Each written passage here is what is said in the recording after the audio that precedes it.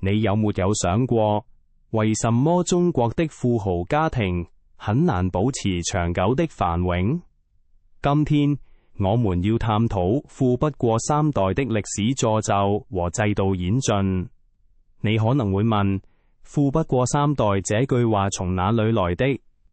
其實這是中國流傳數百年的民間智慧，也是殘酷的現實。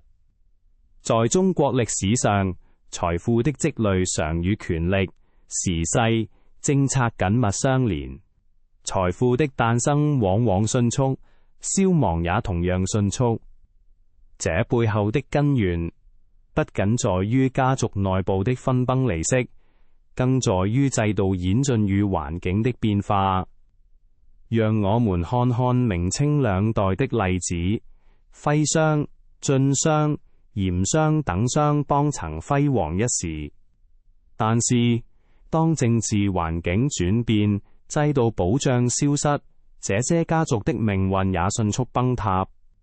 晉商票號在辛亥革命後幾乎全軍覆沒，徽商的家族資本因戰害與財產沒收而煙消雲散。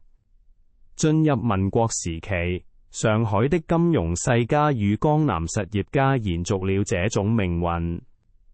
無論是張氏兄弟創立的永安公司，還是榮中敬、榮德生兄弟的綿業帝國，皆在政治變局與戰爭的摧殘下難以善終。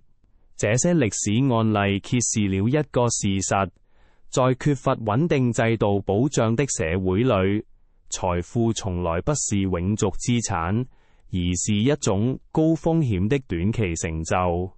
改革開放40年，中國誕生了數百萬名高淨值人士，與上萬億美元的私人財富，居全球第二，約佔全球總數的1/10。但是，這些財富的穩定性卻遠不如歐美百年家族。許多企業家面臨着一種困局：如何將快速積累的財富轉化為長期的資產？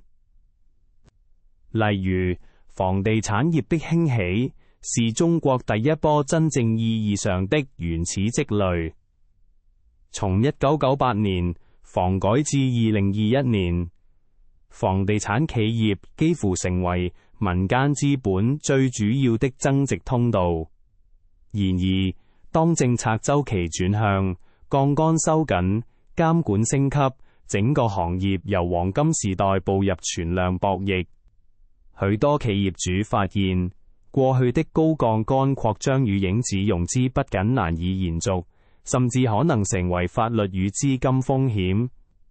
最後，我們來看看彭先生與他的 S 地產集團的故事。